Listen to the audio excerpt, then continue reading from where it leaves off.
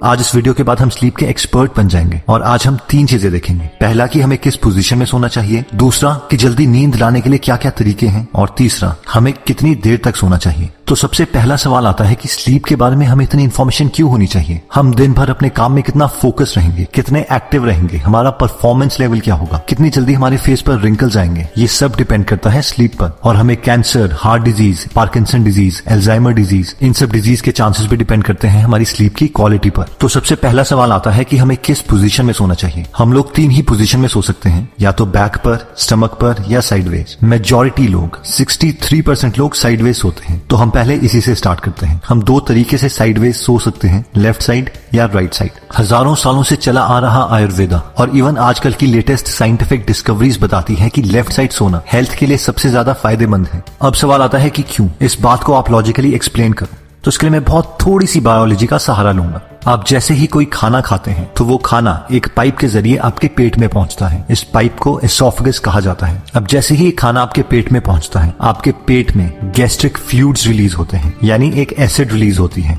जिसे उस खाने को डाइजेस्ट किया जाता है और नेक्स्ट सेक्शंस में पहुंचाया जाता है। अब ये एसिड वापस उस पाइप में एसोफेगस में ना आ जाए, इसके लिए एसोफेगस के एंड में एक वॉल्व लगा है जिसका काम है कि जैसे ही खाना पेट में पहुंचता है वो ऑटोमेटिकली बंद हो जाएगा। अब एज के कारण या और रीजन से ये वॉल्व ढीला पड़ जाता है, जिसकी वजह से पेट की एसिड्स एसोफेगस तक पहुंचने लगती है। अब क्योंकि हमारी बॉडी के अंदर हमारी स्टमक एक बीन की शेप में लेफ्ट हैंड साइड में है, इसलिए जब भी आप लेफ्ट हैंड साइड में सोते हो तो ग्रेविटी के जरिए हमारी सारी पेट की एसिड और खाना बॉटम में रहता है, जिसकी वजह से खाने को डाइजेस्ट करना बहुत आसान हो जाता है और आपके पेट की एसिड एसोफेगस तक नहीं पहुंचती। लेकिन अगर अब आप इमेजिन करो कि आप राइट हैंड साइड में सोए हो, तो आपने इस प्रोसेस को कम्प्लीटली ऑपोजिट कर दिया है और इसकी वजह से अब आपके पेट की एसिड आपके एसोफेगस तक पहुंचेगी, जिसकी वजह से आपकी छाती जलने लगेगी और टेक्निकल टर्म्स में इसे हार्टबर्न और रिफ्लक्स भी कहा जाता है, जिससे हाइटल हर्निया और गर्ड की बीमारी हो सकती है।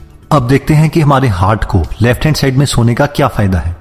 हमारे बॉडी की सबसे बड़ी आर्टरी आयोटा है, जो कि हार्ट के साथ कनेक्टेड है और लेफ्ट हैंड साइड में टिल्टेड है। आयोटा को डायरेक्टली हार्ट से खून मिलता है और वो खून हमारे लोअर पार्ट ऑफ बॉडी में जाता है। अब अगर हम लेफ्ट हैंड साइड में सोते हैं तो नेचुरल ग्रेविटेशनल फोर्सेस की वजह से हमारे हार्ट को आयोटा में खून पहुंचाने के लिए बहुत कम एफर्ट करना पड़ेगा, और जबकि ये एफर्ट बहुत ज्यादा होगा अगर हम राइट हैंड साइड में सोते हैं। अगर आपने अपने घर में पंप लगाए हैं तो आप इस प्रिंसिपल को आसानी से समझ सकते हैं कि पानी को ग्राउंड फ्लोर से 10th फ्लोर में पहुंचाना मुश्किल है, जबकि ये बहुत आसान है अगर आपको पानी को 10th फ्लोर से ग्राउंड फ्लोर में लाना है। इसलिए अगर आप पूरे दिन में 8 घंटे लेफ्ट हैंड साइड में सोते हैं तो वो 8 घंटे आप अपने बेस्ट फ्रेंड हार्ट की मदद कर रहे हैं। लेफ्ट हैंड साइड सोने का तीसरा फायदा होता है लिम्फेटिक सिस्टम को। लिम्फेटिक सिस्टम का ऑर्गन स्प्लीन हमारे बॉडी की लेफ्ट हैंड साइड में स्टमक के साथ होता है। स्प्लीन का बेसिक फंक्शन होता है खून को साफ करना और डैमेज्ड रेड ब्लड सेल्स को बॉडी से हटाना और इमरजेंसी कंडीशंस के लिए खून स्टोर करके रखना, जैसे कि कट या इंजरी। अब क्योंकि स्प्लीन को खून साफ करना है और लिम्फेटिक सिस्टम में कोई हार्ट की तरह पंप नहीं है, इसलिए खून मसल की कॉन्ट्रैक्शन से धीरे धीरे स्प्लीन तक पहुंचता है। और अगर आप लेफ्ट साइड सोते हैं और क्योंकि स्प्लीन भी लेफ्ट साइड है, तो नेचुरल ड्रेनेज की वजह से खून स्प्लीन तक पहुंच सकता है और आप अपने स्प्लीन की भी मदद कर सकते हैं। हमें बीमारियां तब लगती है जब हमारी बॉडी वेस्ट प्रोडक्ट्स को हमारे खून से हमारी बॉडी से नहीं निकाल पाती, और लिम्फेटिक सिस्टम का यही काम है कि वो हमारे ब्लड से वेस्ट प्रोडक्ट्स को बाहर निकाले। इसीलिए आयुर्वेदा में सबसे पहले लिम्फेटिक सिस्टम को ही ट्रीट किया जाता है। इसलिए अगर हम लेफ्ट साइड में सोते हैं तो हम हर रोज अपने हार्ट की, अपने लिम्फेटिक सिस्टम की और अपने डाइजेस्टिव सिस्टम की हेल्प कर सकते हैं, और अगर हम राइट साइड में सोते हैं तो हमारे बॉडी के ऑर्गन्स को ये हेल्प नहीं मिल पाती। नेक्स्ट स्लीपिंग पोजीशन आती है जब हम अपनी बैक पे सोते हैं। इस पोजीशन में सोने से हमारे बॉडी के ऑर्गन्स को ना कोई एक्स्ट्रा काम करना पड़ता है, ना ही उसे कोई एक्स्ट्रा एडवांटेज मिलती है, लेकिन हमारी स्पाइन नेचुरल अलाइनमेंट में रहती है, जिसकी वजह से हमें कोई भी बैक पेन, नेक पेन या फिर शोल्डर पेन नहीं होती। जो लोग इस पोजीशन में सोते हैं उन लोगों को फ्यूचर में बहुत कम डिस्क प्रॉब्लम आती है। अगर आपको स्नोरिंग की, खराटों की प्रॉब्लम है तो इस पोजीशन में खराटे बढ़ जाते हैं, और एपनिया यानी सोते सोते सांसें रुक जाना, वो भी इंक्रीज हो सकता है। लास्ट स्लीपिंग पोजीशन आती है जो लोग अपने पेट के बल, अपने स्टमक के बल सोते हैं। ये सबसे वर्स्ट स्लीपिंग पोजीशन है और अनफॉर्चुनेटली मैं भी ऐसी सोता हूँ। इस पोजीशन में आपकी स्पाइन अलाइन नहीं होती, गर्दन घूमी होती है, इसलिए नेक और लोअर बैक पे बहुत प्रेशर पड़ता है, जिससे फ्यूचर में डिस्क की प्रॉब्लम्स आ सकती हैं। डाइजेस्टिव सिस्टम को, सर्कुलेटरी सिस्टम को ज्यादा काम करना पड़ता है, जिसकी वजह से रात को हमारी बॉडी 25% एक्स्ट्रा एनर्जी कंज्यूम करती है। इस पोजीशन का सिर्फ एक ही फायदा है कि जिन लोगों को खराटे आते हैं उन्हें खराटे थोड़े कम आएंगे। बाकी जो लोग मेरी तरह इस पोजीशन में सोते हैं वो एकदम तो इस पोजीशन को चेंज नहीं कर सकते, लेकिन धीरे धीरे हमें इस पोजीशन से लेफ्ट साइड में सोने की ज्यादा प्रैक्टिस करनी पड़ेगी। स्लीप पोजीशन से भी इंपॉर्टेंट चीज आती है कि हम कितनी गहरी नींद ले सकते हैं, जिससे ये डिसाइड होता है कि क्या हम अपनी लाइफ बिना बीमारियों के जी पाएंगे या नहीं।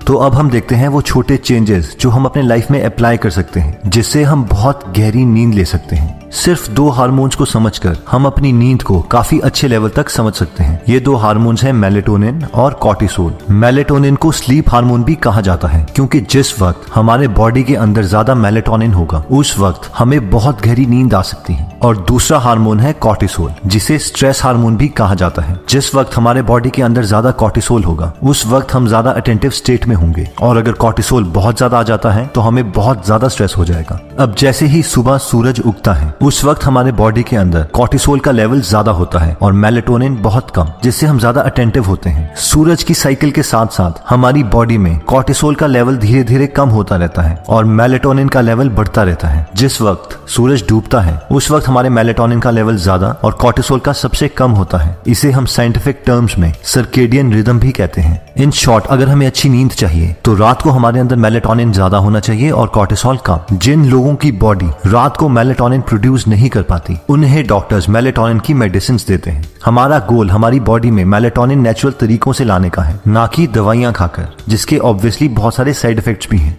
अगर हमें अपनी बॉडी में मेलेटोनिन नेचुरल तरीके से पैदा करना है तो हमें अपने बॉडी को 2 कंडीशंस प्रोवाइड करनी पड़ेगी। पहला है डार्कनेस, यानी कमरे में पूरे तरीके से अंधेरा, और दूसरा है consistent sleep and wake cycle, यानी हर रोज ऑलमोस्ट सेम टाइम पर सोना और सेम टाइम पर उठना। कमरे में अंधेरा होना हमारी गहरी नींद के लिए इतना ज्यादा इंपॉर्टेंट है कि कॉर्नेल यूनिवर्सिटी के रिसर्चर्स ने एक एक्सपेरिमेंट किया, जिसमें उन्होंने एक आदमी को एक पूरे अंधेरे रूम में सुलाया, उसके साथ सेंसर्स अटैच किए और फाइबर ऑप्टिक केबल से एक 50 पैसे के सिक्के के बराबर थोड़ी सी लाइट उसके घुटने के पीछे कंसिस्टेंटली फ्लैश करी, और सिर्फ इतनी सी लाइट से उसकी पूरी स्लीप साइकिल डिस्टर्ब हो गई। और जो लोग रात को पूरे अंधेरे में सोने से डरते हैं वो रेड लाइट का नाइट बल्ब यूज कर सकते हैं। नेक्स्ट आता है ब्लू लाइट। हार्वर्ड के रिसर्चर्स ये कंफर्म कर चुके हैं कि ब्लू लाइट हमारा कॉर्टिसोल लेवल इंक्रीज करती है और मेलेटोनिन सप्रेस करती है, यानी डिक्रीज करती है। और अनफॉर्चुनेटली हमारे सारे गैजेट्स, हमारा सेल फोन, हमारे लैपटॉप, हमारा टेलीविजन, ये सारे ब्लू लाइट एमिट करते हैं। और रात के वक्त हर 1 घंटा जो हम इन डिवाइसेस के साथ गुजारते हैं उससे हमारी 30 मिनट की डीप स्लीप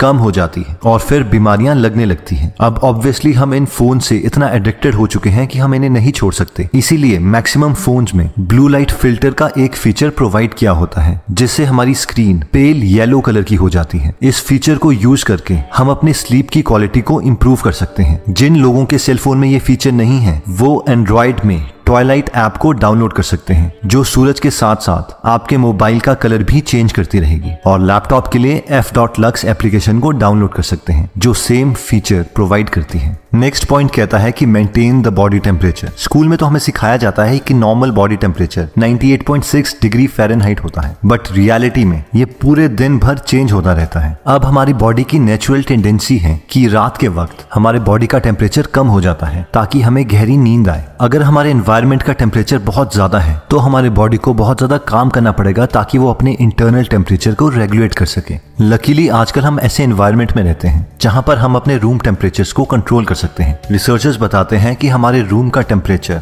स्लीप के लिए 16.6 डिग्री से 20 डिग्री सेल्सियस तक बेस्ट है। अपने बॉडी टेम्परेचर को कंट्रोल करने के लिए दूसरा ऑप्शन आता है कि हम सोने से 2 घंटे पहले गर्म पानी से नहा लें। अब ये सुनने में तो काउंटर इंट्यूटिव लगता है कि नहाने से तो हमारा बॉडी टेम्परेचर इंक्रीज हो जाएगा, लेकिन नहाने के बाद जैसे ही हमारे बॉडी का टेम्परेचर इंक्रीज होगा वो ऑटोमेटिकली हीट रिलीज करता रहेगा ताकि बॉडी का टेम्परेचर और एनवायरनमेंट का टेम्परेचर बराबर आ जाए। और फाइनली वो थोड़ी एक्स्ट्रा हीट रिलीज कर देगा जिससे बॉडी का टेम्परेचर एनवायरनमेंट के टेम्परेचर से थोड़ा कम रहेगा और हमें गहरी नींद आएगी। नेक्स्ट पॉइंट आता है कि हर रोज हमें कितने आवर्स तक सोना चाहिए।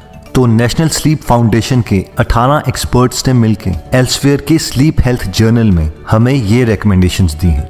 0 से 3 मंथ्स के न्यूबॉर्न्स को 14 से 17 आवर्स तक सोना चाहिए। 4 से 11 मंथ्स के इन्फेंट्स को 12 से 15 आवर्स सोना चाहिए। 1 से 2 इयर्स के टॉडलर्स को 11 से 14 आवर्स सोना चाहिए। 3 से 5 इयर्स के प्री स्कूलर्स को 10 से 13 आवर्स सोना चाहिए। 6 से 13 इयर्स के स्कूल एज्ड चिल्ड्रन को 9 से 11 आवर्स सोना चाहिए। 14 से 17 इयर्स के टीनेजर्स को 8 से 10 आवर्स सोना चाहिए और 18 से 64 इयर्स के यंग एडल्ट्स और एडल्ट्स को 7 to 9 आवर्स सोना चाहिए और 65 इयर्स से बड़े ओल्डर एडल्ट्स को 7 to 8 आवर्स सोना चाहिए। तो दोस्तों इस वीडियो में हमने 3 चीजें देखी। सबसे पहली थी स्लीप पोजीशन। अगर हम लेफ्ट साइड में सोते हैं तो वो हमारे बॉडी प्रोसेसेस को हेल्प करता है, जैसे कि हार्ट को हेल्प मिलती है, स्टमक को मिलती है और स्प्लीन को मिलती है। सेकंड हमने देखा था कि हमारी स्लीप की क्वालिटी को इंप्रूव करने के लिए हमें अपने बॉडी में नेचुरल मेलेटोनिन प्रोडक्शन इंक्रीज करनी पड़ेगी और वो हो सकती है जब हम पूरे अंधेरे में सोते हैं, सोने से पहले ब्लू लाइट को अवॉइड करते हैं या फिर स्लीप से 2 घंटे पहले गर्म पानी से नहा लेते हैं। और फाइनली हमने देखा था कि हमें हमारी एज के अकॉर्डिंग कितनी देर तक सोना चाहिए।